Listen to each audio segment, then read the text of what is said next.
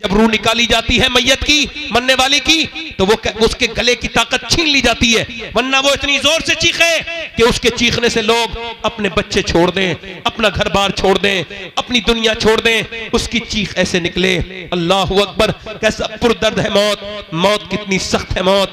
कभी आपने सोचा मौत कितनी सख्त है? मेरी बेटियों, मेरी बहनों, तुमको तो बड़ा अंदाजा होगा। जब उंगली जलती है तो कितना दर्द होता है। क्यों? क्योंकि जब आग पहुंचती है तो रूह भाग जाती है, रूह जहां से हटती है वहां दर्द होता है। जरा गौर करो, जब रूह निकलती होगी तो कितनी तकलीफ होती होगी, पूरे जिस्म से रूह निकलती होगी तो कितनी तकलीफ होती होगी। सूरज निकलता है तो कहता है इंसान आज मैं निकल गया हूं, जो तुझको करना हो वो कर ले, मैं आज आया हूं, आज के बाद नहीं आऊंगा। जब दिन डूबता है तो कहता है मैं गया, अब हिसाब के दिन आऊंगा, आज के बाद नहीं आऊंगा। सुबह हुई, शाम हुई, मौत के करीब चलते चले जा रहे हैं, लम्हा व लम्हा कब्र के करीब होते चले जा रहे हैं। ऐ मेरे दोस्त तौबा कर ले, ऐ मेरे भाई तौबा कर ले। आजा मेरे भाई, ये समझ ले अल्लाह ने तुझको क्यों पैदा किया, ये समझ ले। मैं आपको बताऊं, अपने पड़ोसी मुल्क में एक लड़का गाना गाता था, गाना गाते गाते मशहूर हो गया। 16 साल की उम्र में गाना गाते गाते बड़ा आदमी बन गया। उसने मर्सिडीज गाड़ी जीती, फिर दूसरी मर्तबा जीती, तीसरी मर्तबा जीती। उसने पैसे कमाए, दुनिया में घूमने लगा, वर्ल्ड टूर किया। उसके रियाल में, धर्म में, यूरो में, और उसने पाउंड में, डॉलर में रुपया कमाया। इतनी दौलत कमाई, एक शहर में एक घर, दूसरे शहर में दूसरा घर बनाया, 2 घर बन गए उसके। और 2 घर बनने के बाद अपनी मर्जी की लड़की से शादी की, नौकर चाकर पीछे, फोन, गाड़ियां, दौलत, शोहरत। 23 साल की उम्र में गाना गा रहा था, विदेश में गाना गाते गाते गिर गया। हसीन लड़का था, होश में आया, अस्पताल में था, चेकअप हुआ तो पता लगा दोनों गुर्दे खराब हो गए। दोनों गुर्दे, अल्लाह ना करे किसी के गुर्दे खराब हो। जब गुर्दे, अभी मुझे एक जवान लड़का मिला था, उसकी उम्र भी ज्यादा नहीं थी, उसने बताया कि मेरे गुर्दे खराब हैं। अभी आपके यहाँ मैं आया था और पता चला उसके बाप ने उसको गुर्दा दिया, तब उसकी जान बची। किसी का तो हो जाता है। इधर देखो, ये हाथ की नस फड़क रही थी काशीपुर के पास एक लड़के की। मैंने पूछा क्या हुआ, रो के बोला मेरे दोनों गुर्दे खराब हैं और मेरा बाप सारी जमीन बेच के लगा चुका। मेरा बाप ने सब कुछ, मगर मेरे गुर्दे ठीक नहीं होते। कहता है 1 हफ्ते में 1 बार डायलिसिस होता है। डायलिसिस क्या होता है? पूरा खून निकाला जाता है, यानी जिसके गुर्दे खराब हैं उसका डायलिसिस 25,000 रुपए, 30,000 रुपए महीना कहां से आदमी देगा? घर बिका, मकान बिका। आप में से कितने लोग यहां बैठे हैं जिन्होंने दिल से बताना, जिन्होंने 2 रकअत नमाज पढ़ी हो जिंदगी में? अगर नहीं पढ़ी हो तो जाके पढ़ लेना, वुजू करना, अल्लाह के सामने कहना, ऐ मेरे मालिक मेरे गुर्दे ठीक है, तेरा शुक्र है। जरा गौर तो करो आप। मुझे कश्मीर में टेलीफोन आया तकरीर करने के लिए, मैंने कहा मेरे पास वक्त नहीं। उन्होंने कहा जो आपकी तकरीर सुनना चाहते हैं ये कैंसर पेशेंट हैं और ये चाहते हैं कि आखिरी बार आपकी तकरीर सुन लें। मैं गया, उसको कैंसर था, वो अब तो इंतकाल भी कर चुका है, सलीम नाम था, दाढ़ी थी, मेरे कहने से दाढ़ी रखाई थी। मैंने पूछा क्या हाल है सलीम भाई? कमरे के अंदर। कहने लगा अल्लाह का शुक्र है। मैंने कहा मैंने सुना है आपको कैंसर है। कैंसर की वजह से तो शुक्र है, कुछ को अचानक अटैक से मौत आ जाती है, किसी को दिल का दौरा पड़ जाता है, कोई एक्सीडेंट में मर जाता है, मगर मैं अपने करीम और रहीम रब का कैसे शुक्र अदा करूं कि मुझे 2 महीने पहले डॉक्टर ने बता दिया कि तू मरने वाला है। अब जब 2 महीने के बाद अंधेरी कब्र में जाना है तो मैं तो एक कमरे में नहीं रह सकता, अंधेरी कब्र में कैसे रहूंगा? तो उसके सामने फूट के रोता हूं। रात को मैंने जब तक कैंसर की खबर नहीं सुनी थी तब भी नमाजें पढ़ी थी, मगर जब से कैंसर की खबर सुनी है अब बड़े आंसू निकलते हैं। सजदों में बड़ा मजा आता है, बगैर आंसुओं का सजदा क्या सजदा है? सजदा तो आंसुओं वाला है, बगैर मजे का सजदा क्या सजदा है? क्या सजदा है? कभी सरवा सजदा तो मैं हुआ कहीं तो जमीन से आने लगी सदा, तेरा दिल तो है सनम आशना, तुझे क्या मिलेगा नमाज में? तूने कभी अपने रब को रब नहीं कहा। ये मुझे बता, मैं तुझसे पूछता हूं मेरे दोस्त, मैं तुझसे पूछने आया हूं। हाँ मेरे जवान, तुझसे ही पूछने आया हूं। वो रोक के कहता है सैयद साहब मैं अपने रब के सामने रोता हूं, अल्लाह 2 महीने के बाद मैं कब्र में जाऊंगा, मैंने गुनाह बड़े किए हैं, छुप छुप के मुझे माफ कर देना। हाय जरा गौर तो करो, सोचो तो, देखो तो। एक आदमी को अस्पताल में भर्ती किया गया, उसको सांस लेने में दिक्कत हो रही थी। और जब सांस लेने में दिक्कत हुई, जब उसको अस्पताल में भर्ती किया गया, 1.5 दिन में ठीक हो गया। बिल आया 90,000 का। डॉक्टर को देख के रोने लगा। डॉक्टर ने कहा बड़े मियां पैसे ज्यादा लग रहे हैं, कम कर दूं? कहा नहीं, पैसे की बात नहीं है, अल्लाह ने इतना नवाजा है कि दोनों तेरे पूरे अस्पताल खरीद सकता हूं, खड़े खड़े, यहां से उठूंगा मैं नहीं, पूरा अस्पताल खरीद दूंगा। कहा फिर रोते क्यों हो? कहा इस वजह से रो रहा हूं, सांस लेने में दिक्कत हुई, 1.5 महीने 1.5 दिन तेरी सांस से मैंने, तेरी हवा से मैंने सांस लिया, तेरी मैंने ऑक्सीजन से सांस लिया, तेरी मशीन से। तूने 90,000 का बिल बैठा दिया, मगर कभी मैंने सोचा ही नहीं, 80 साल का बूढ़ा हूं, अल्लाह की हवाओं में सांस ले रहा हूं, मैंने कभी सोचा ही नहीं सांस लेना कितनी बड़ी अल्लाह की नेमत है। जाओ अस्पतालों में, कॉस्मोस में जाके देखो, जाओ साई में जाके देखो, अस्पतालों में सांसें नहीं आ रही, लोगों को वेंटिलेटर पे पड़े हैं, उन्हें रोज देखने अस्पतालों में जाया करो, कब्रिस्तान जाया करो। नेक तकरीरों से नहीं बनोगे, अपने अंजाम को सोचोगे तब बनोगे कि आखिर देखो तो बीमार कैसे दुआ करता है मुझे सेहत मिल जाए। अल्लाह अकबर। मेरे दोस्त ये बता, तेरा गुर्दे का इलाज हुआ तूने लाखों लगा दिए, तेरा दिल का इलाज हुआ तूने लाखों लगा दिए, तेरा शुगर का इलाज हुआ लाखों लगा दिए। अरे जिसने तुझे गुर्दे का इलाज किया उसे लाखों दे दिए, जिसने गुर्दे दिए हैं उसके सामने कभी सजदा भी नहीं किया, उस रब को कभी करीम भी नहीं कहा, कभी कहा ही नहीं 2 रकअत नमाज पढ़ के अल्लाह तेरा शुक्र है। याद रखो मेरे दोस्तों, मेरी बात याद रखना। इस नाक को सुने, इधर देखो, मेरी तरफ गौर करो, ये मेरा पॉइंट नोट करो आप लोग। ये नाक है, नाक के अंदर एक बारीक सा बाल है, ये इसके अंदर रग है, रग बाल से बारीक, उसको दूरबीन से देखता है डॉक्टर तब नजर आती है, वो MRI के बाद पता चलती है कि ये बंद है या खुली हुई है। और इसका काम क्या है? खुशबू और बदबू। अगर ये खराब हो जाए तो न खाने को सूंघ सकोगे, न फूल को सूंघ सकोगे, न कोई खुशबू आएगी, न कोई बदबू। तो सुनो, पूरी दुनिया का मेडिकल साइंस मिलकर भी एक ऐसी रग नहीं बना सकता जो अल्लाह ने हर बंदे की नाक में बनाई है। नारे तकबीर, नारे रिसालत, बस लगे आला हजरत औलादे गौसे आजम सैयद शबात हुसैन साहिब क़िबला। सुनो, साइंस से हमारा कोई झगड़ा नहीं है। साइंस ये कहता है कि सूरज चांद 1.25 लाख मील दूर है। साइंस कहता है, साइंस भी कहता है, साइंस किताबें तहकीक है। इधर देखो, कुरान किताबें तखलीक है। इस जमीन आसमान मेरे रब ने बनाई है। सुभान अल्लाह, सुभान। किसी ने, लोगों ने खुदाई का दावा किया, मगर आज तक किसी ने यह दावा नहीं किया जमीन मैंने बनाई, आसमान मैंने बनाया, या इंसान मैंने बनाया। वो अकेला मेरा रब है जो दावा करता है जमीन भी मैंने बनाई है, आसमान भी मैंने बनाया। सुभान अल्लाह, सुभान अल्लाह। अगर आप अपने रब को नहीं पहचानोगे जिंदगी बेकार है। जवाब नहीं, जब तक समझोगे नहीं रब कौन है, कौन है जमीनों आसमान का मालिक, कौन है बोलो। मैं क्या आपसे क्या अर्ज कर रहा था, वो नौजवान जो गाने गाता था, अब उसकी तबीयत खराब हुई, डायलिसिस हुआ, एक मकान बिका, दूसरा बिका, गाड़ियां बिक गई, रिश्तेदार छोड़ गए। गरीबों की रिश्तेदारी कम हो जाती है, अमीरों की बढ़ जाती है। बोलो गलत बात है या सही है? सुनो, जनाजे तो गरीबों के बड़े सुनसान निकलते हैं, अमीरों को छींक आ जाए, भीड़ लग जाती है। मेरे नबी फरमाते हैं, मेरा एक उम्मती बीमार हो जाए और कोई अल्लाह की रजा के लिए उसे देखने जाए, फरमाते मेरे आका जब तक वापस नहीं आता मेरा उम्मती 70,000 फरिश्ते उसके लिए दुआए मग़फ़िरत करते रहते हैं। जरा जोर से बोलो, हम जैसे गुनहगार लोग और बीमारी पे किसी को देखने जाएं तो 70,000 फरिश्ते दुआए मग़फ़िरत करें। ये कितनी बड़ी बात थी, मगर गरीबों को कोई देखने नहीं जाता। ओ मेरे दोस्तों, कोई गरीब अमीर नहीं, मेरी तरफ देखो, मैं आपसे पूछता हूं, उसने लोगों को टेलीफोन किया मगर पैसे किसी ने नहीं दिए उसे। कल तक तो लोग उसके साथ तस्वीर लेना चाहते थे। क्या शोहरत पे तकब्बुर है? क्या जमीन पे तकब्बुर है?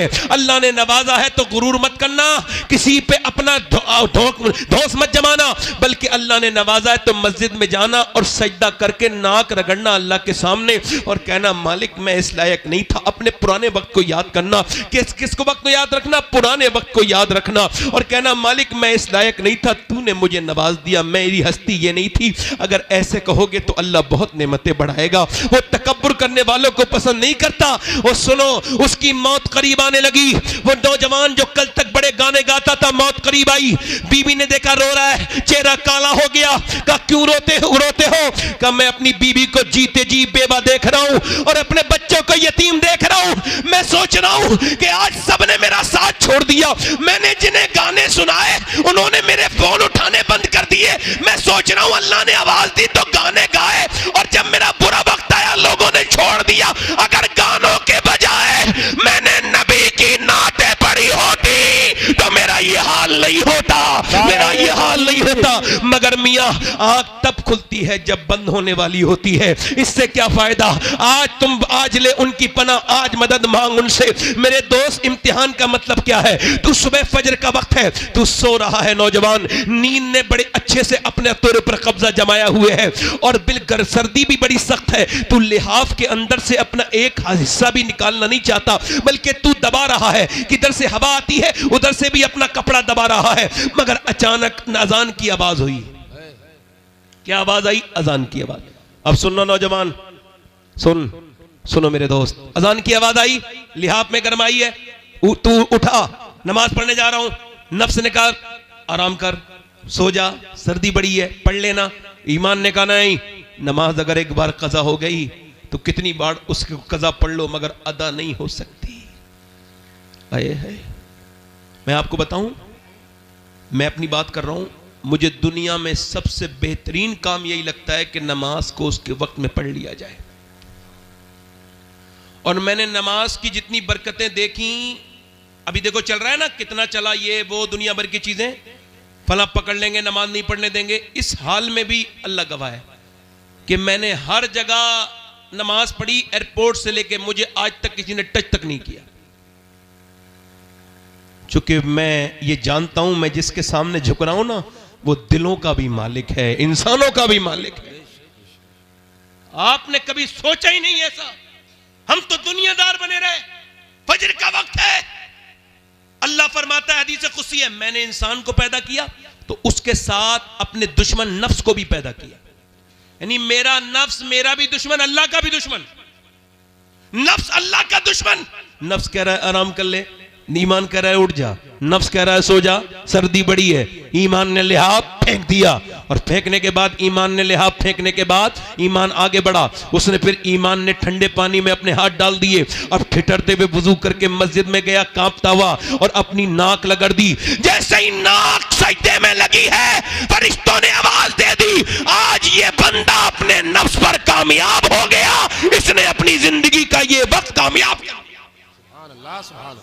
जिंदाबाद। जवाब नहीं। बहुत। अब उसके बाद आया, तवज्जो करो, उसके बाद वो निकला, तवज्जो करो, और उसके बाद नाश्ता करके निकल रहा था, एक लड़की निकल के जा रही थी, बड़ी खूबसूरत, बड़ी हसीन। एक नजर पड़ी, एक नजर माफ है, मगर वो लड़की बाहियात थी, बेहुदा थी, बेगैरत थी, बेशरम थी, बहुत ज्यादा शैतान की एजेंट थी। उसका जिस्म, अब वो कह रहा है इसका नफ्स देख ले, लड़की हसीन है, कपड़े बड़े खराब पहन रही है, देख ले। इसने ईमान ने कहा नहीं देखूंगा। नफ्स कह रहा है, नफ्स कुत्ता है ना, भौंक रहा है, देख ले देख ले। ईमान कह रहा है नहीं देखूंगा। मेरे नबी ने फरमाया आंखों का भी जिना होता है, सिर्फ आंखों का भी जिना होता है। नबी फरमाते हैं आंखों का जिना ये है, आंखों से देखा जाए, यानी आंखें ये मेरी हैं। नहीं नहीं मेरे दोस्त, ये मेरा धोखा है, ये आंखें मेरे रब की हैं। ये आंखें कल कयामत के दिन मुझसे अल्लाह से शिकायत करेंगी, ऐ अल्लाह तूने दिया तो काबा देखने के लिए था, दिया तो माँ बाप का चेहरा, मगर इसने गंदी चीजें देखी। मुझे बताओ, अगर ये आंसुओं से न धुली, वो गंदी तस्वीरें, वो गंदे वीडियोस जो तुमने अपनी जिंदगी में देखे हैं, अगर वही लेके अल्लाह की बारगाह में गए और वो बोल दिया, आंखों ने बोला कि तू अल्लाह ये गंदी तस्वीरें देखता था, ये बाहियात चीजें देखता था, मेरे नौजवान उस वक्त क्या होगा? तूने अपनी जवानी को बर्बाद कर दिया। ना मेरे बेटे, ना मेरे छोटे भाई, अपनी जिंदगी को बर्बाद न कर। अल्लाह तेरे सामने हाथ जोड़ता हूं, अपनी जवानी का हिफाजत कर ले, अपनी जवानी की। मेरे दोस्त तेरी आंखों में कुछ नहीं बचा। 10-10 साल के बच्चे बर्बाद हो गए, 12-12 साल के बच्चे गंदी तस्वीरें देख रहे हैं, किसी को कोई फिक्र नहीं है। ओ खुदा के बंदो, अपनी नस्लों को बचा लो, बचा लो खुदा के वास्ते, अपने बच्चों को बचा लो। अल्लाह अकबर। उसने नहीं देखा, नफ्स कहता रहा लड़की निकल जाएगी, एक बार देख ले, और इसने कहा नहीं देखूंगा। जब वो निकल गई, इसने नीचे को आंखें की तो आंसू गिरे और कहने लगा या इलाही रंग लाए जब मेरी बेबाकियां, उनकी नीची नीची नजरों की हया का साथ हो।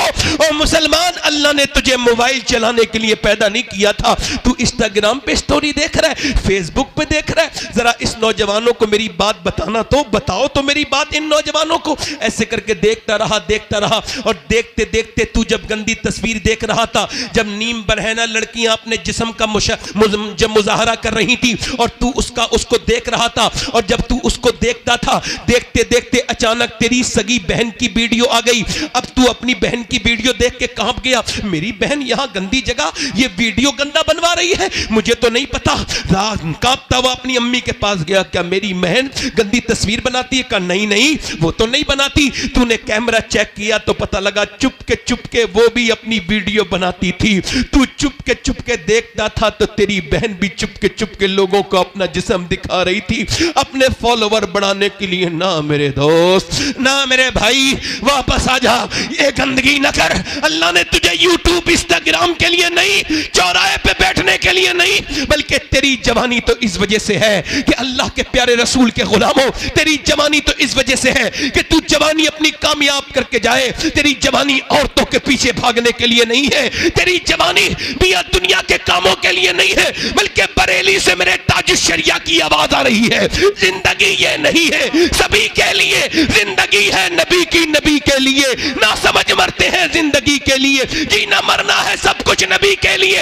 ये तो मियां पोते ने 100 साल बाद कहा, 100 साल पहले दादा ने इससे बड़ी बात कही थी। पोते ने कहा था जिंदगी है नबी की, नबी के लिए। दादा बोले जमीनो जमा तुम्हारे लिए, मकीनो मका तुम्हारे लिए, चुनीनो चुना तुम्हारे लिए, बने दो जहां तुम्हारे लिए, हम आए यहां तुम्हारे लिए, उठे भी वहां तुम्हारे। नारे तकबीर, नारे रिसालत, बसलके आला हजरत सैयद शबात मियां साहिब क़िबला, औलादे गौसे आज़म, औलादे गौसे आज़म, सरज़मीने अदलपुर, इस्लाहे मुआशरा कॉन्फ्रेंस। नारे तकबीर, नारे रिसालत। दिलदार, जिंदगी क्यों दी गई है? जिंदगी क्यों दी गई है? जिंदगी है नबी की, है? जिंदगी है नबी की, जिंदगी है नबी की। मेरे नौजवान, मेरे भाई, आजा, वापस आजा। तेरी जवानी औरतों के पीछे भागने के लिए नहीं, तेरी जवानी नहीं किसी लड़की पे नजर डालने के लिए नहीं, तेरी जवानी तो मेरे हुजूर के लिए है। इश्क उससे कर। इधर देखो, एक आदमी, तवज्जो करना, इधर देखो भाई, तवज्जो। दिल लग रहा है नहीं लग रहा है? जिन लोगों का दिल लग रहा हो दोनों हाथ उठा के बोलो सुभान अल्लाह। एक ताबई बुजुर्ग है, उनका नाम है हारून बिन उस्मान। क्या नाम है बोलो? इधर देखो, हारून। अरे ये शागिर्द किसके हैं? अनस इब्न मालिक। अनस इब्न मालिक का मज़ार बसरा के करीब। और अनस इब्न मालिक कौन? हुजूर की 10 साल नौकरी करने वाले। भाई नौजवान, वापस आओगे? अच्छा ठीक है। आप अच्छा मुझे देखो, मैं क्यों देखता हूं लोगों को? मैं सबका भला चाहता हूं, और मुझे क्या पड़ी है बोलो? मैं जो देखता हूं लोगों को, सुने सब।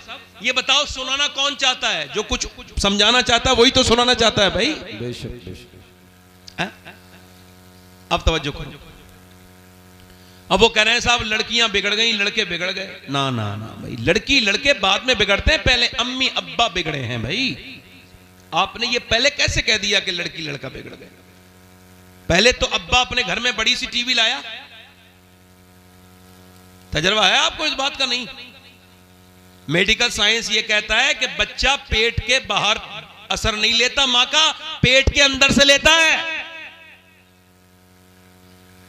ये मेडिकल साइंस अब कह रहा है। अभी 20-25 साल पहले या 50 साल पहले उन्होंने ये बात डिक्लेयर की है कि मां के सोने का असर भी बच्चे पे होता है, मां के खाने का असर भी होता है। तवज्जो करो, मां के खाने का असर सुनो, मां के खाने का असर, मां के पीने का असर, मां के सोने का असर, मां के रोने का असर। मां कमजोर, बच्चा कमजोर, मां ताकतवर, बच्चा ताकतवर। बोलो यही उसूल है नहीं? डॉक्टर कहते हैं टेंशन मत लेना, टेंशन लोगी तो बच्चे पे असर हो जाएगा। बल्कि ये जो अपनी बीवियों को मारते हैं इनके लिए बता रहा हूं, अभी रिसर्च हुआ है, ये जो बीड़ियां पीते हैं, बीड़ियां, इन्हें भी बता देना। ये जो सिगरेटें पीते हैं इन्हें भी बता देना। जो सिगरेट अपनी बीवी के सामने, हामला के सामने पिए और बीड़ी पिए, उसका बच्चा अच्छा ज्यादातर जो है वो दिमाग के मामले में वो बहुत कमजोर पैदा होता है। ये जहर है, किसी का छोड़ा हुआ धुआं अगर नाक में आ जाए तो। वैसे मर्जी आपकी है, मेडिकल साइंस है। एक साहब करे गुटखे खाने से कुछ नहीं होता। अब जब उनका कैंसर हुआ तो किसी ने पूछा क्या हुआ, बोले यार मेरा बड़ा देर में आग लगी। एक दो गुटखा खाने से थोड़ी हो जाएगा, हल्के हल्के होगा ना भाई। एक दो गुटखा खाने से, एक दो सिगरेट पीने से होगा? पूरे पूरे जबड़े कटे हुए लोगों के मुंह इतने से खुलते हैं, पूरी जिंदगी रोटी नहीं चबा सकते वो, अगर बच भी गए तो लिक्विड ही पिएंगे और अपनी जानों को हलाक कर रहे हैं मेरे दोस्त। अपने लिए नहीं तो अपनी बच्ची के लिए, अपनी बीबी के लिए, अपने बच्चों के लिए। आपको पता है, ये एक अस्पताल में मैं गया कैंसर मरीज को देखने, तो कैंसर के मरीज ऐसे करके ढके हुए, ऐसे। अब जब ऐसे करके ढके हुए थे, समझ रहे हो, अब उन्होंने ऐसे करके खोला डॉक्टर के पास जाने से पहले, तो डॉक्टर के वो आया कंपाउंडर, उसने कहा खोला, तो उसने स्प्रे मारा। स्प्रे से उसके कीड़े झड़ने लगे नीचे को, जो कीड़े थे छोटे छोटे नीचे को गिरे, उसने दिखाया नीचे कीड़े गिर रहे थे। और उसके बाद उसने उसके अंदर खुशबू मारी, स्प्रे मारा खुशबू का। अब डॉक्टर देखेगा, ये जो डॉक्टर है ना कैंसर देखने वाला, इसे तेरी जिस्म की बदबू पसंद नहीं। तूने जरा से शौक में ये क्या कर बैठा मेरे जवान? तेरे नबी ने तो ये कहा था कि तू वुजू करे तो 3 बार कुल्ली करना। इस्लाम ने तो ये कहा था कि जब तू सोए तो मिसवाक करके सोना, और जब उठे तो पहला काम मिसवाक करके। और तूने अपने मुंह में ये गंदी चीजें रख ली, तू गुटखे खा के सो गया। ओ मेरे दोस्त, नहीं मेरे भाई, नहीं। मैं क्या कह रहा था, माँ बाप का असर पैदा होने के बाद नहीं। हार्वर्ड ने रिसर्च किया कि बच्चे पागल कौन हो जाते हैं, पागल होते हैं पैदा होते ही, वो बेकार होते हैं। उन्होंने कहा ये वो बच्चे हैं जब अपनी माँ के पेट में थे, इनके बाप ने इनको मारा, जब मारा तो पेट के बच्चे पे असर हुआ, वो पागल पैदा हुआ। इसका मतलब ये है कि जब और डॉक्टर के पास जाती है औरत, और डॉक्टर कहता है तुम अगर चाहती हो बच्चा ताकतवर पैदा हो तो ऐसा करना कि तुम ऐसा करना, ज्यादा आयरन की चीजें खाना, जैसे बादाम खाओगी आयरन है, जैसे आप खाओगी सेब खाओगी आयरन है उसके अंदर। अगर आप ये चाहती हो कि आपका बच्चा ज्यादा विटामिन सी लेके पैदा हो तो उसके लिए आप लीमू को चूसना, लीमू पीना और संतरा खाना। आप ये चाहती हो बच्चे के अंदर विटामिन डी बढ़े तो ज्यादा अमरूद खाना, और धूप में बैठने से विटामिन डी बढ़ती है। और मेरी बहनें सुने कि जब अल्लाह का बनाया हुआ सेब, संतरा, अनार, अमरूद अगर मां खाए तो बच्चे पे असर हो जाए, तो क्या अल्लाह का कुरान मां पढ़ेगी तो बच्चे पे असर नहीं होगा? क्या बात है, नारे तकबीर, बोलो तो सही। नारे रिसालत, बहुत खूब, बहुत जवाब नहीं, बोलो होगा। इधर देखो, ये पानीपत है, पानीपत ज्यादा दूर तो नहीं अपने यहाँ से ऐसे ही होगा 250 किलोमीटर। पानीपत दिल्ली से 80 किलोमीटर है, 90। वहां एक बच्चा पैदा हुआ, 1 दिन रोया, 2 दिन रोया, 3 दिन रोया, 4 दिन रोया। 1 हकीम, 2 हकीम, 3 हकीम, 4 हकीम, 5 हकीम, हकीमों ने देखा ठीक नहीं हुआ। 1 महीने के बाद फखरुद्दीन बहाउद्दीन जकरिया मुल्तानी के दामाद गुजर के गए। उन्होंने जब आवाज सुनी, कहने लगे ये बच्चा रो नहीं रहा है, का फिर अल्लाह को याद कर रहा है, वली है अल्लाह का वली पैदा हुआ ये बच्चा। लोगों ने कहा कैसे? कहा जाके घर दिखाता हूं। पहुंचे, कोई है? बाप निकल के आया, जी ये आपका बच्चा रो रहा है। कहा मेरा ही बच्चा है। कहा ये वली है। कहा दिमाग ठीक है, न सोया है न सोने दिया है, वली कह रहे हो? डॉक्टरों के पास लेके पागल हो गया। कहा मेरी गोद में लाके दो, उसे परेशान ना करो। गोद में लाके दिया, एक कान में कुछ पढ़ के दम किया, सुनना अल्लाह तुम्हें औलादे दे तो ख्याल रखना बीबी क्या कर रही है। जब उसके पेट में बच्चा है तो कानों में एक कुछ पढ़ के सुना, दूसरे में कुछ पढ़ के फूका, दम किया, बच्चा खामोश। कहने लगे साहब क्या पढ़ दिया, दवाइयों से ठीक नहीं हुआ, आपने कानों में क्या पढ़ के दम कर दिया? बाद में बताऊंगा, पहले ये बताओ क्या इसकी मां कुरान की हाफिजा है? कहा इसकी मां का नाम जमाल फातिमा है, उमर फारूक आजम की नस्ल से है। वो 24 घंटे में एक कुरान खत्म कर देती है, यानी 24 घंटा पूरा नहीं होता इसकी मां का कुरान पूरा हो जाता है। वो बुजुर्ग बोले तो सुनो, जब ये अपनी मां के पेट में था ना तो उसने उठते बैठते चलते फिरते रोटी बना के ऐसा कुरान पढ़ा, ऐसा कुरान पढ़ा कि पेट के अंदर बच्चे की कुरान सुनने की आदत हो गई। जब बच्चा पैदा हुआ मां जचगी में गंदगी में चली गई, कुरान उसने पढ़ा नहीं। बच्चे को कुरान की भूख लग रही थी, तुम 1 महीने से दवाइयां खिला रहे थे, मैंने एक कान में एक आयत पढ़ी, दूसरे में दूसरी पढ़ी, बच्चा खामोश हो गया।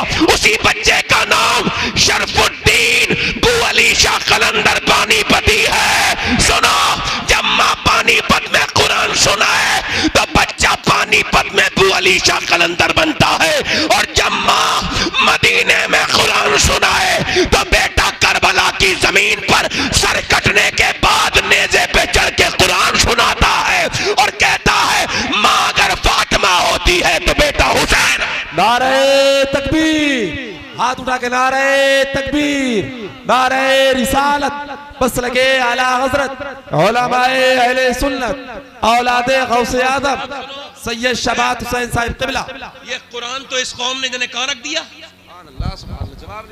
ये कुरान तो मेरे नबी का सबसे बड़ा मोजज़ा। सुभान अल्लाह, बहुत कुरान, जो कौम कुरान को नहीं पढ़ेगी उसे बर्बादी से कोई नहीं रोक सकता। मियाँ का दिया हुआ तावीज 3 बार उसमें मोम जामा हो गया। मैं किसी मियाँ का मुखालिफ नहीं, एक जगह मैं मियाँ लोगों के खिलाफ बोल रहा था, खराब मियाँओं के खिलाफ, तो अच्छे मियाँ बोले मान गए। मैंने कहा चोर की दाढ़ी में तिनका। मियाँओं का तावीज इधर देखो, कहां चले भाई? अच्छा आना, मैं कयामत तक यहीं बैठा हूं, दुरूद पढ़ लीजिए आप लोग। मतलब 1 घंटा आदमी बैठ नहीं सकता। खत्म कर दूं भाई? दिल लग रहा है? लग रहा है दिल? हाँ बोलेंगे, बोलेंगे। नूर भाई आपको ट्रेन भी पकड़वाएंगे, बोलेंगे, जोर से बोलो सुभान अल्लाह, दिल लगा के बोलो। मैं क्या अर्ज कर रहा था, मेरी तरफ देखो। अब वो मियाँ का तावीज तो मोम जामा करके लगा दिया गले में, और उसको तो खूब इतर भी लग रहा है, और जो हुजूर का कुरान था उसको अलमारी में रख दिया। उसकी तो जुमे के दिन भी गर्द नहीं छुटी। हाय हाय यार, वो जमाने थे। इधर देखो, कुरान तो वो चीज है, ये उलमा बैठे हैं। कुरान तो एक गैर मुस्लिम लड़की की एक मुसलमान लड़की दोस्त थी बचपन में, तो वो मुल्लानी के यहाँ कुरान पढ़ने जाती थी तो वो भी इसके साथ जाने लगी। खैर हल्के हल्के उसने नाजरा पढ़ लिया कुरान पूरा। गैर मुस्लिम की लड़की ने, तवज्जो है कि नहीं? जी जी, ध्यान से सुनना। गैर मुस्लिम की लड़की ने नाजरा कुरान पढ़ लिया। उसने हल्के हल्के हल्के हल्के चुपके चुपके अपनी पड़ोसन के साथ, अपनी सहेलन के साथ कुरान को हिफ्ज भी कर लिया। यानी एक गैर मुस्लिम की लड़की, मैं कौम का नाम नहीं ले रहा हूं, हालात ठीक नहीं है, मगर सुन लो, गैर मुस्लिम लड़की,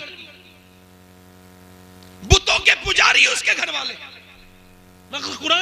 मैं तुम्हें कुरान का मौजज़ा दिखा दूं। कुरान को जो छोड़ दिया ना, ये कुरान को छोड़ना इस कौम की तबाही बन गया। जरा मैं सही कह रहा हूं तो बोलो जरा।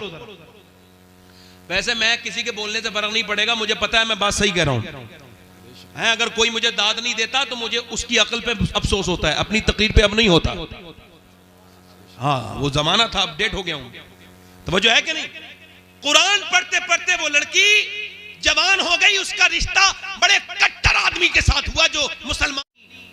उस्तादनी से कहा, उस्तादनी आपा मैंने कुरान हिफ्ज़ तो कर लिया और दिल में मैंने कलमा भी पढ़ लिया है, मगर अगर मैंने बता दिया तो मेरे घर वाले मुझे मार देंगे, मेरे घर वाले मुझे। तो उसने कहा कि तू शादी कर, जाओ उसके साथ, गैर मुस्लिम के साथ, अल्लाह तेरा इंतजाम करेगा और तू जिस कुरान की हाफिजा है वो खुद तेरी हिफाजत करेगा। कुरान, सुभान अल्लाह, सुभान अल्लाह। वो गैर मुस्लिम के साथ चली गई। उसकी उस्तादनी ने तोहफे के नीचे छुपा के कुरान रख दिया और कहा मैं ये चाहती हूं ये मेरी शागिर्द वहां जाकर इस कुरान को खोले। अब वो कुरान जब वो नौकरी पे चला जाता तो वो कुरान पढ़ती और दुआ करती, या अल्लाह मेरे शौहर को भी ईमान की तौफीक दे दे। मगर वो था बड़ा कट्टर, मुसलमानों से नफरत करने वाला, बड़ी नफरत करता था। मगर अल्लाह के इंतजाम, उसको एक दिन घर आया, बीवी के सामने रोने लगा। बीवी ने कहा क्या हुआ? कहने लगे कई दिन से तबीयत खराब थी, अस्पताल में चेकअप करके आया हूं तो डॉक्टर ने कहा कैंसर आखिरी स्टेज में है, अब तुम बचोगे नहीं।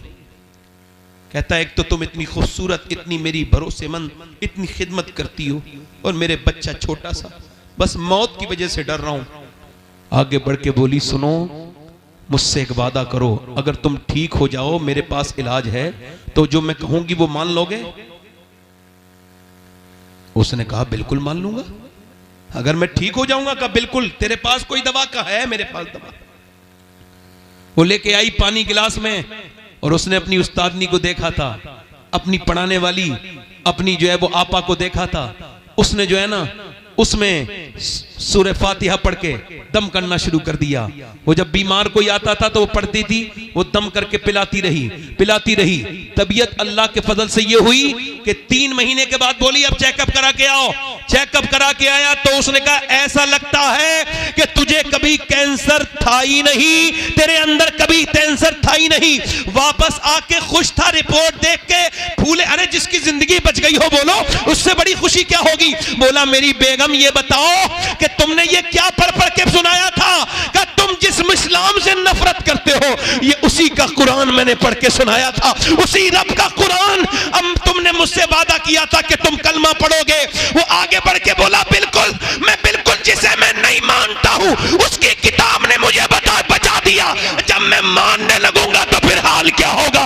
कलमा पढ़ के मुसलमान हो गया, फिर वो मुसलमान, उसका खानदान मुसलमान। कुरान अगर मां पढ़े तो पूरी खानदान को फायदा है। सुभान अल्लाह, सुभान अल्लाह। या रसूल,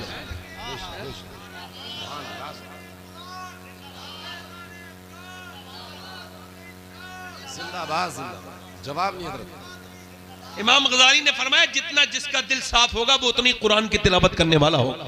बेशक बेशक, सुभान अल्लाह। अब कुरान तो इधर देखो, तवज्जो करो। लड़की बिगड़ गई, ना ना ना, लड़की तो ठीक ठाक थी, लड़की को बिगाड़ा किसने? इन्होंने कहा करबला के ऊपर बयान करो, तो लो करबला के ऊपर सुन लो। इधर देखो, अगर 6 महीने की बच्ची, 6 साल की लड़की के सर पे दुपट्टा रख दो, ईमान से कह रहा हूं जान दे देगी, मगर बड़े होकर दुपट्टा नहीं हट सकता उसके सर से। लड़की बिगड़ी नहीं, लड़की बिगाड़ी। लड़की बिगड़ी नहीं, लड़की बिगाड़ी। अरे लड़कियां तो जनाजे की रौनक है। अरे जिस घर में लड़कियां नहीं उसमें तो मौत हो जाए तो पता ही नहीं चलता मौत हुई है नहीं हुई है। बाप का जनाजा रखा है, इधर देखो, बाप का जनाजा रखा है और सब माल बांट रहे हैं, मगर लड़कियों को भी लड़ते नहीं देखा होगा। मगर लड़की तो फूल थी, मगर उसको बिगाड़ा किसने? बड़ी यार आपके यहां डिस्टरबेंस है। हमारे इलाके में लोग बड़ा समझते नहीं, अहमियत नहीं समझते। आपको खबर नहीं है मैं किस नहज पे बात कर रहा हूं, थोड़ा समझ लिया करो। मैं आपका गुलाम हूं। गुलाम वो होता है जो सुनाना चाहे, आका वो होता है जो सुनना ही ना चाहे।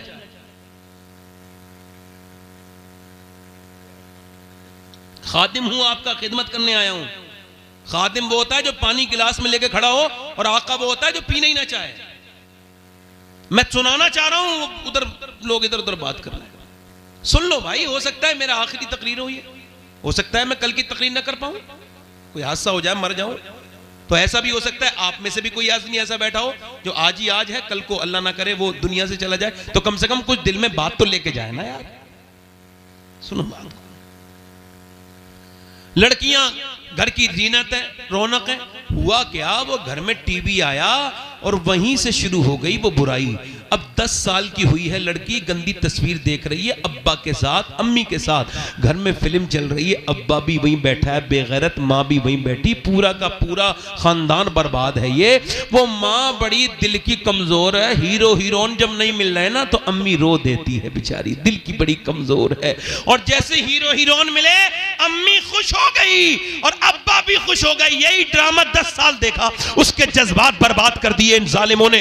और जब उसने देखा मैं जवान हो गई, ये शादी नहीं कर रहे, वो भागी। अरे भागो तो अब्बा खुश हो जाते हैं, अम्मी भी। जब वो भागी तो अम्मी बोली हाय मेरी नाक कट गई, मैं मुंह दिखाने के लायक नहीं रही। अरे अभी तो दुनिया में दिखाने के लायक नहीं है, तू आखिरत में भी मुंह दिखाने के लायक नहीं। बेहुदा, तू जितने टीवी के सामने रोई है ना, अगर इतना अपना अल्लाह के सामने रोई होती तो तेरी बेटी भागती नहीं बल्कि तेरी सर फख्र से बुलंद कर देती, तेरा नाम ऊंचा कर देती। बेशक बेशक, सुभान अल्लाह।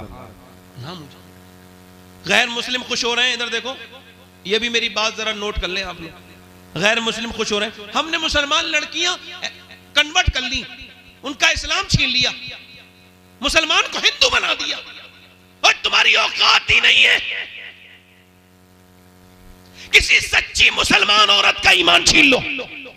बेशक, तुम तो किसी कॉलेज में पढ़ने वाली वाहियात किस्म की बेहुदा किसी बेगैरत माँ की लड़की को तुमने छीना होगा, वरना जिसे इस्लाम मिल जाए वो जान तो दे सकती है मगर ईमान नहीं दे सकती। बेशक बेशक। मुझे भी बड़ा अफसोस होता है कि गैर मुस्लिमों घर चली गई, मैं रोता तक हूं उस बात पर, मगर फिर भी ये बात कह रहा हूं, जिसे सही मानों में इस्लाम मिल जाए वो जान दे सकती है मगर ईमान, जान दे सकती है मगर ईमान। ये जितनी भागने वाली हैं, एक लड़की गैर मुस्लिम के साथ गई थी, मैंने उससे पूछा था ये बता सैयदा फातिमा को जानती है? बोली ये कौन है? हंसना नहीं। मैंने पूछा सैयदा खतीजा को जानती है? बोली मुझे नहीं पता कौन है, बस वो तो तुम्हारा स्कूल जानती थी।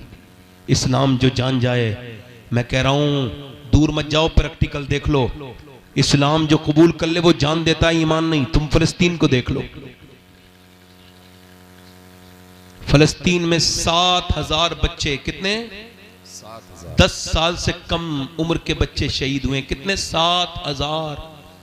माएं जब उठा रही हैं लाश अपने बेटे की ना, तो किसी का हाथ आ रहा है, किसी का पांव आ रहा है।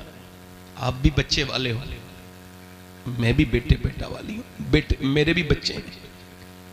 तुम्हारे 5 साल के 2 साल के बच्चे को ऐसे उठाओ तो किसी का हाथ आ रहा है, किसी का सर उड़ गया। एक एक ब्रेड पे एक ब्रेड पर 3-3 लोग दावेदार हैं, एक ब्रेड पर। हजारों लोग शहीद हो गए, किसी को तकलीफ नहीं है। कोई इदारा फलस्तीनियों के बारे में कुछ नहीं कहेगा क्योंकि वो मुसलमान है, नबी का कलमा पढ़ते हैं। किसी को तकलीफ किसी को नहीं होगी मगर गुंबदे खजरा के मकी को होगी। मेरे नबी फरमाते हैं मेरे उम्मती जब तेरे पाँव में कांटा लगता है तो मुझे तकलीफ होती है। फरमाया था मेरे हुजूर ने मदीने के हालात बिगड़े, सहाबा तो मुल्क के शाम चले जाना। अर्ज की हुजूर जब शाम के हालात बिगड़े का तो फिर मेरी उम्मत के लिए दुआ कर देना, मेरी उम्मत में बड़ा सख्त वक्त होगा। कैसा सख्त वक्त है उम्मत के ऊपर? 57 मुल्क तमाशा देख रहे हैं मुसलमानों की, उनके मोहल्ले के मोहल्ले पूरे खत्म कर दिए गए, उनके पास पीने को पानी नहीं।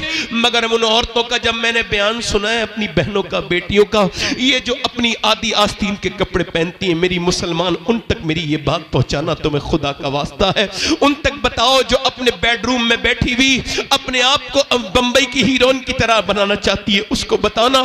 जिसने सर से दुपट्टा फेंक दिया, जिसने नबी से मोहब्बत का रिश्ता तोड़ दिया, जिसने नबी से अपना नाता तोड़ लिया, उस बहन को, मेरी बेटी को बताना। उस 10 साल की बच्ची को बताना जिसने इंस्टाग्राम पे बाल खोल के स्टोरी बनाना शुरू कर दी है।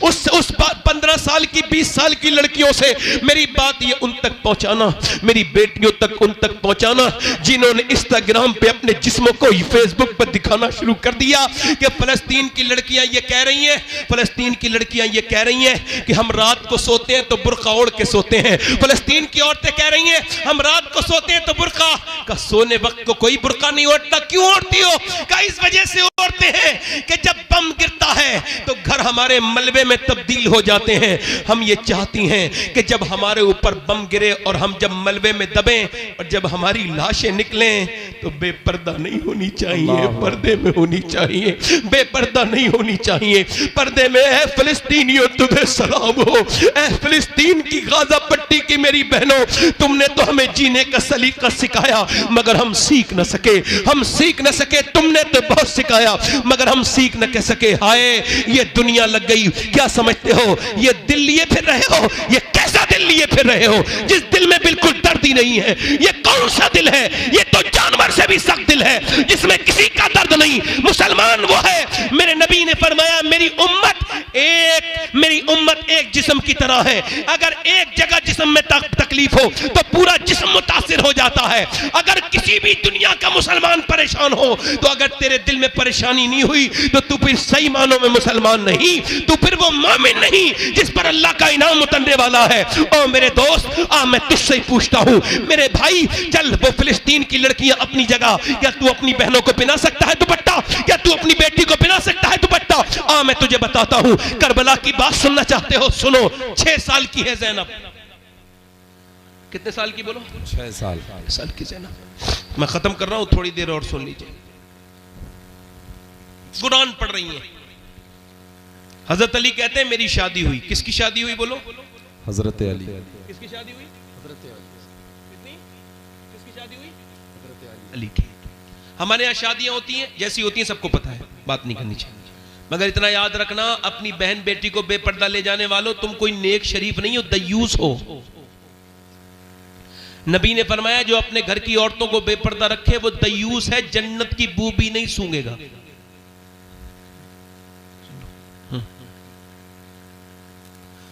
हजरत अली कहते हैं मेरी शादी होकर मेरी फातिमा मेरे घर में आई, मेरी बीबी, तो मैंने उन्हें देखते ही रोना शुरू कर दिया। तो वो बोली क्या आपको शादी पसंद नहीं जो रो रहे हैं? मैं आगे बढ़ा, उन्होंने मेरा हाथ पकड़ा, क्यों रोते हैं? तो वो बोली क्यों रोते हैं?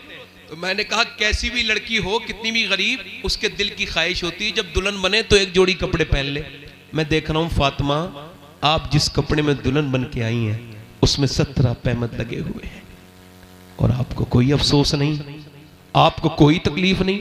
तो सैयदा फातिमा ने सर उठाया और कहा मेरे सरताज आप गम न करें। मेरे अब्बा फरमाते मेरी बेटी फातिमा, अल्लाह कपड़ों से राजी नहीं होता, अल्लाह तो सजदों से राजी होता है। कैसे राजी होता है बोलो? सजदों से। काश के मुसल्ले बिछ गए होते, काश के नमाजें पढ़ ली होती, काश के तब्दीलियां आ गई होती। मेरे दोस्त मेरी तरफ देख, करबला का मैदान है, सैयदा कायनात की बेटी ज़ैनब है। कौन है बोलो? ज़ैनब। इधर पूरा घर पड़ा हुआ है, बच्चा काट दिया गया है।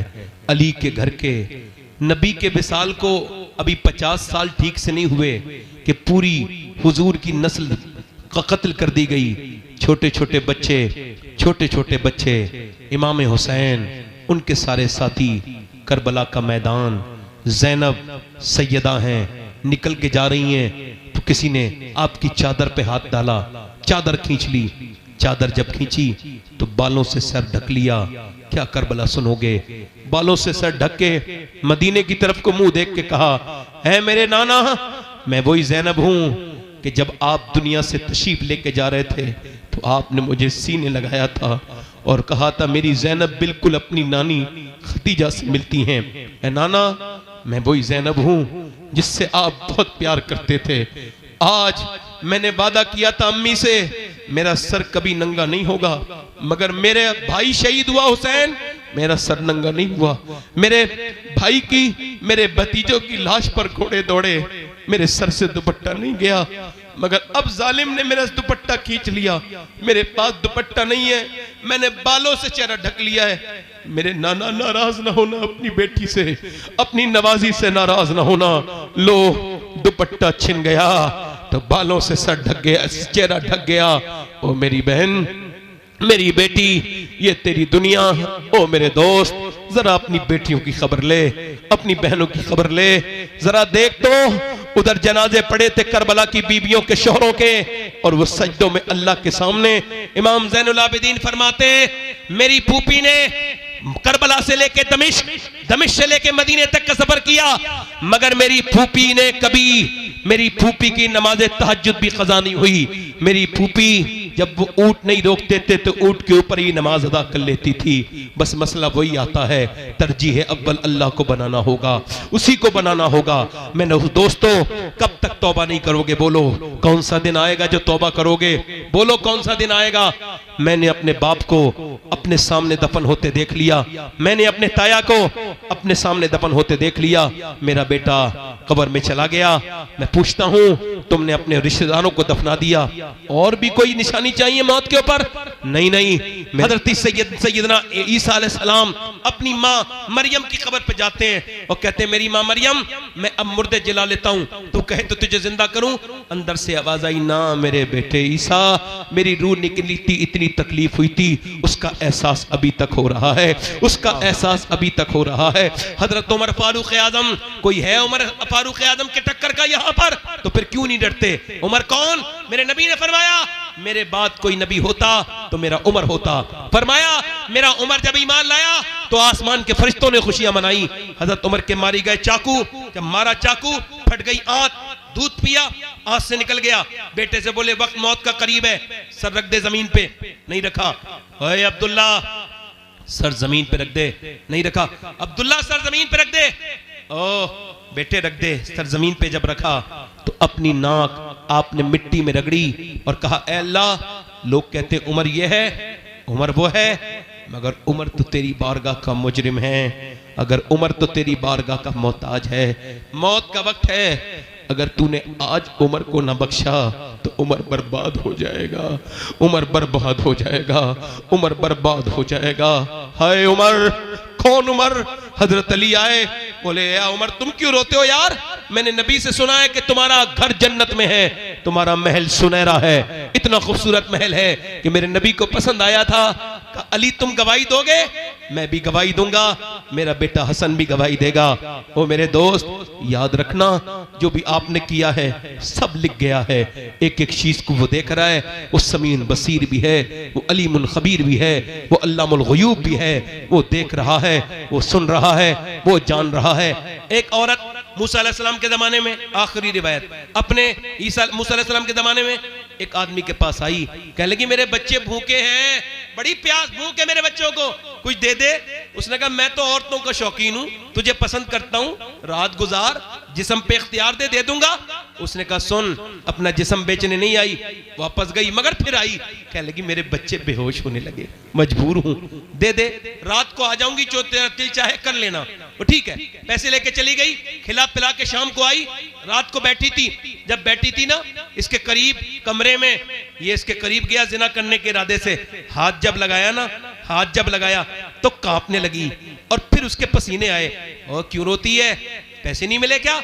ड्रामा करती है? का सब कुछ पैसे नहीं होते, ईमान भी कुछ होता है। का क्या मतलब?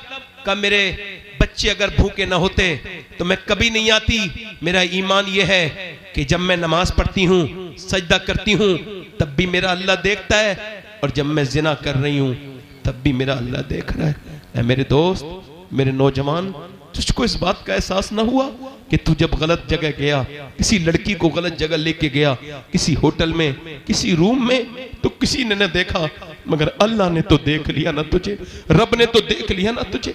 बोल, तुझे अल्लाह की शर्म नहीं? मेरे नबी फरमाते हैं, मेरा अल्लाह फरमाता है मेरे महबूब, मैं अगर जानी जिना करने वाले को माफ भी कर दूं, वैसे वो करीम है, मगर फरमाता है, हदीस कुदसी है मेरे महबूब, मैं जिना करने को माफ भी कर दूं और अगर उसे जन्नत भी दे दूं तो जन्नत में अपना दीदार नहीं कराऊंगा, यानी वो अपना दीदार नहीं कराएगा। इन आंखों से देखोगे जिससे गंदे नजारे देखे थे, तुम्हारे मेरे नफ्स ने मुझे बर्बाद कर दिया। इस नफ्स को पहचानो। ऐ दो नौजवानों, अपने नफ्स की ख्वाहिशों में बर्बाद ना हो जाओ, ना ना ना, अपना वकार बनाओ, अपने आप को मजबूत करो, अपने ईमान और अकीदों को। मोहल्ला रूम कहते हैं, एक चूड़ी बेचने वाला चूड़ी बनाता था सुनार सोने की, उसने एक औरत को बुलाया और उसने जो है ना अपनी, उसका बच्चा कोई नहीं था, उसने एक लड़का ले लिया, लड़का 20 साल का हो गया, एक औरत को चूड़ी पहना के घर आया। बीबी ने कहा कौन सा गुनाह किया है? कोई नहीं। कहा दरवाजा नहीं खोलना जब तक बताओगे नहीं। बोला एक लड़की का हाथ पसंद आ गया था औरत का, मैं पकड़े रहा थोड़ी देर, फिर सोचा अल्लाह देख रहा है, छोड़ दिया। कहा अंदर आ जा। मैंने जिसे अपना बेटा बना के पाला है ना 20 साल, आज उसने मेरा गंदे तरह से हाथ पकड़ा, गंदे तरह से हाथ लगाया। मैं समझ गई मेरे आदमी ने किसी के ऊपर हाथ डाला है, जिस्म पर, किसी की इज्जत पर, तो आज मेरे घर में भी हाथ डल गया। वो आदमी कांप के बोला है अल्लाह मेरी बेटी मेरी बीबी की हिफाजत कर ले। हमें भी सोचना चाहिए नौजवानों, ना ना ना मेरे दोस्त, अपनी जवानी बर्बाद न कर, ना मेरे दोस्त, अपने रब से डर। ऐ मेरे भाई, वो औरत रोने लगी, इतना रोई, कह लगी मेरा बच्चा अगर भूखे ना होते, तो कह लगी है मेरे रब माफ कर देना अपनी बंदी को, अगर मेरे रब मेरे बच्चे भूखे ना होते तो कभी ना आती। रोई, रोके, वो उसका दिल धुल गया। बोला तुझे मैं अपनी बहन बनाता हूं, पैसे दिए, वो तो चली गई, वो चली गई, वो तो चली गई, मगर वो जो था ना, वो बोला मालिक एक दिन आई थी हाथ तक नहीं लगाया, मैं कितना गुनहगार हूं, मैंने कितनी इज्जतों पे डाके डाला है, मैंने कितनी इज्जतें लूटी हैं, सजदे में गिर गया और इतना रोया, सो गया। सुबह को दरवाजे पे दस्तक हुई, दरवाजा खोला, का कौन? तो आप बताओ आप कौन? कहा मेरा नाम तो ये है। कहा मैं अल्लाह का नबी मूसा हूं, अल्लाह ने तुझे सलाम भेजा है। लगा मूसा चेक कर लो, मैं इस इलाके का सबसे वाहियात गुंडा इंसान हूं, मैंने बहुत इज्जतें लूटी। कहा रोया भी है तू? कहा कितना? कहा रात रोया हूं, पूरी कहानी सुना के बोला, मेरी पूरी आंखें भीग गई थी। कहा कितनी? पूरा चेहरा। मूसा बोले तेरा तो पूरा चेहरा भीग गया था। मगर अल्लाह फरमाता है ऐ मेरे बंदे, तू गुनाह चाहे कितने भी कर ले, मगर इतना रोले सच्चा कि तेरी आंख का आंसू तेरे गाल तक आ जाए, मैं सारे गुनाह माफ कर दूंगा, सारे। ये दोस्त, ये रिश्तेदार, ये अजीज, ये हाथ झाड़ के आ जाएंगे कब्र में, मिट्टी और कोई काम नहीं आएगा मेरे दोस्त, कोई नहीं आएगा। हाथ उठा के बताओ कितने हुजूर के नाम पे गर्दन कटा सकते हो? कितनों को मौत की फिक्र है? हाथ उठा के बताओ, दोनों हाथ उठा के बोलो, हुजूर के नाम पे कौन कौन गर्दन कटा सकता है? दोनों हाथ उठा के बोलो इंशाल्लाह। हाथ गर्दन कटा दोगे? नीचे हाथ। एक दूसरे की तरफ ना देखना, मुस्कुराना नहीं। जो गर्दन कटा सकता है कुछ भी कर सकता है, कुछ भी कर सकता है ना। एक दूसरे की तरफ ना देख। कितने लोग ऐसे हैं जो गर्दन भी कटा देंगे और आज से मेरे नबी के नाम पे पूरी दाढ़ी भी रखा लेंगे। इस महफिल में खड़े हो जाए, खड़े हो जाए। जो नबी के नाम पे दाढ़ी रखा है वो खड़ा हो जाए। एक दूसरे की तरफ ना देखें, मुस्कुराए ना। जो पूरी दाढ़ी रखा है अपने नबी के नाम पर वो खड़ा हो जाए।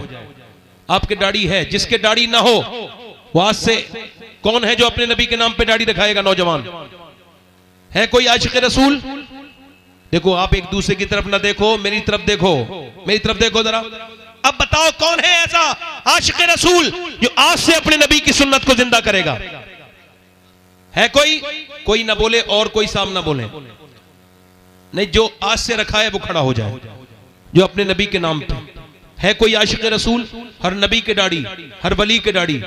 हाँ याद रखो, दाढ़ी सुन्नत है, सुन्नत से चेहरे में बरकत होती है। दाढ़ी मुड़ाने वाला खूबसूरत नहीं है, दाढ़ी रखाने वाला खूबसूरत है। कोई इस महफिल में आशिक रसूल हो, नौजवान कोई एक, जो आज से अपने नबी के नाम पे पूरी दाढ़ी रखाने की नियत करे, वो इस महफिल में खड़े होकर कहे आज तक जिया था सभी के लिए, आज से जीऊंगा नबी के लिए।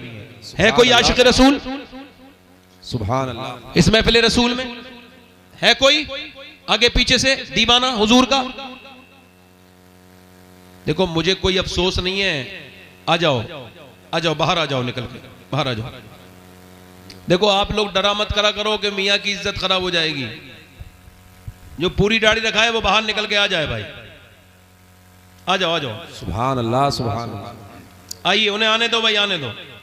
सुभान अल्लाह। नारे तकबीर, नारे रिसालत। पूरी दाढ़ी रखने वाला बाहर निकल के आए। और कोई आशिक रसूल है? कब्र में पहुंचोगे, ये जिनके लिए दाढ़ी मुड़ा रहे उधर देखो, ये सब कब्र के बाहर रहेंगे। वही नबी कब्र में तशरीफ लाएंगे जिनकी सुन्नत है ये दाढ़ी।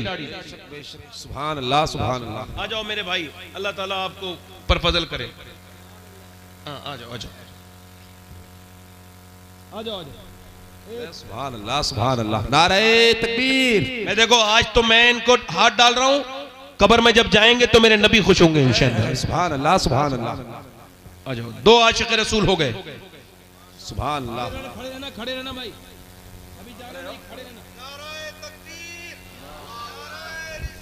या रसूल अल्लाह। कोई तीसरा आशिक रसूल है जो सुन्नत रसूल के लिए बाहर निकले? सब दफन करके लौट जाएंगे, याद रखना। जिनको चेहरा दिखाने के लिए दाढ़ी मुंडाते हो, दाढ़ी रखाने वालों सुनो मेरी बात याद रखना, सब छोड़ के चले जाएंगे, कब्र में मेरे नबी का दीदार होगा। सुभान अल्लाह। दाढ़ी कटाना मुंडाना एक बराबर है। एक मुट्ठी दाढ़ी जो रखा है वो खड़ा हो जाए, जिसकी छोटी दाढ़ी हो वो भी खड़ा हो सकता है। जो खड़ा होगा उसको अल्लाह अजर देगा, बदला देगा। हुजूर की महफिल है, 2 खड़े हो गए। मेरी बख्शिश के लिए तो कोई ना खड़ा होता, मेरा कहना ही अगर कबूल कर ले अल्लाह तो काफी था। बेशक बेशक। एक साहब कह रहे थे आपको डर नहीं लगता कोई नहीं खड़ा होगा तो बेइज्जती हो जाएगी? मैंने कहा बंदे की अभी कोई इज्जत ही नहीं है। बंदे की इज्जत उस दिन होगी जिस दिन ईमान पे खात्मा हो जाएगा। बाकी मेरी नजर में कोई इज्जत ही नहीं। बस मौत के वक्त ईमान नसीब हो और ईमान पे मर जाओ, यही इज्जत है। सारी इज्जतें उसे मिली जो ईमान बचा के ले।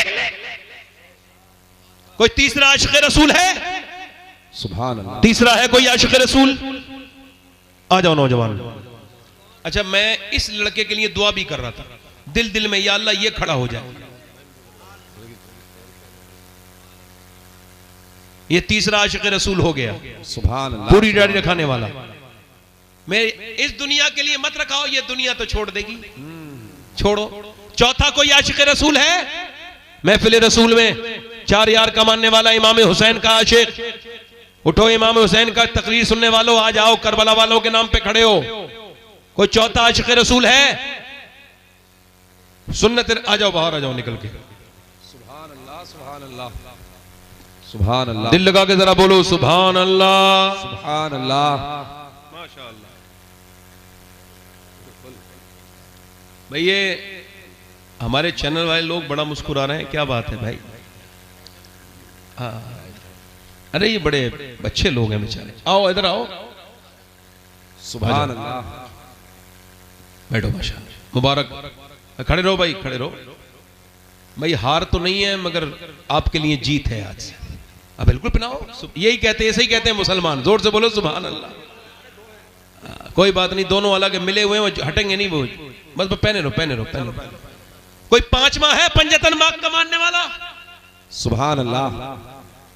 लो कौन नौजवान उठता है? ये देखो जलसों में को लोग कहते हैं ना जलसों से कुछ नहीं होता, जलसों से जिंदगियां बदलती हैं। बेशक बेशक बेशक। अगर जलसा हो, जलसा मजाक ना हो, जलसा होना चाहिए। हक खिताबत। अगर अल्लाह चाहे तो फजल फरमा दे आपने। ये सारे अच्छे लोग हैं, ये हमारे ये इमाम लोग बैठे हैं। इधर देखो भाई, ए रुको, चारों लोग वादा कर रहे हो। कोई पांचवा है? एक बार और कहना, वो पांचवा है कोई? चलो चारों लोग वादा करो, इंशाअल्लाह वादा करते हैं आज के बाद अल्लाह की रजा के लिए न कभी दाढ़ी कटाएंगे न मुंडाएंगे। बैठ जाए। अच्छा एक बात और सुनो, आप बैठो। ये आजकल चल रहा है पीरों का मामला। एक और आ गए, आ जाओ आ जाओ। अरे अभी कोई हमारे यहाँ रास्ता बंद थोड़ी हुआ है, ये तो कयामत तक वक्त है। आ जाओ, तो वक्त तो कयामत तक। आ जाओ। सुभान अल्लाह। सुभान अल्लाह। वाह वाह, वादा कर रहे हैं इंशाअल्लाह। माशाअल्लाह। सुभान अल्लाह। जोर से बोलो सब लोग सुभान अल्लाह। लो माशाअल्लाह, डाल दो इनके भी हार। लो हाथ डलाए, अब जीतते रहोगे इंशाअल्लाह। बैठ जाओ। इधर देखो, मेरी नजर में पीर वो नहीं होता जो नजराने लेके चला जाए। सुनो भाई, नजराने लेके जो आमाल के बारे में फिक्र ना करे। पीर वो नहीं होता मेरी नजर में जो गाड़ियों के पीछे दौड़ा है। मेरी नजर में पीर वो है जो आमाल की इस्लाह करे। काय की इस्लाह करे? आपको और आपको इस्लाम समझाए। तो इस वक्त जितना बेहतरीन पीर मस्जिद का इमाम है इतना कोई नहीं है। अब मानो या मत मानो, वो बहुत कम तनख्वाह में आपको भी कुरान सिखाता है, नमाज भी पढ़ाता है, आपके बच्चों को। इमामों की इज्जत किसी के घटाने से घटती नहीं, सुन लेना, याद रखना इस बात को। इमामों की इज्जत किसी के घटाने से नहीं घटती। अरे जिसे नबी मुसल्ला दे दे उसी के पीछे मुक्तदी बनना पड़ेगा, चाहे तू कोई भी। इमामों की इज्जत बढ़ी रही। क्यों? क्योंकि नबी के नायब है, सुभान अल्लाह, हुजूर के नायब है। अल्लाह आप सबको सलामत रखे। नमाज की पाबंदी करोगे नौजवानों? देखो मौत का कोई भरोसा, इतना तो करोगे ना? सच्ची बात है। आज से मुसल्ले शुरू, दोनों हाथ उठा के वादा करो, इरादा करो, वादा नहीं इरादा, नमाज पढ़ेंगे इंशाअल्लाह, दोनों हाथ उठा के। अपनी बहन बेटी को पर्दा कराएंगे इंशाअल्लाह, मसलके आला हदरत पे सख्ती से कायम रहेंगे इंशाअल्लाह। तौबा करें, अस्तगफिरुल्लाह रब्बी मिन कुल्लि ज़म्बिन व अतूबु इलैह। पढ़ लीजिए ला इलाहा इल्लल्लाह। अच्छा 1 मिनट भाई कह रहा हूं, पढ़ो ला इलाहा इल्लल्लाह मुहम्मद रसूलुल्लाह। मेरी जिंदगी का मकसद तेरे दीन की सरफराजी, मैं इसीलिए मुसलमान में इसलिए नमाजी, इस्लाम जिंदाबाद, मसलके आला हजरत पाइंदाबाद। लक़द काना लकुम फ़ी रसूलिल्लाहि उस्वतुन हसना, सदक़ल्लाहुल अज़ीम। अभी 1 मिनट रुक जाओ।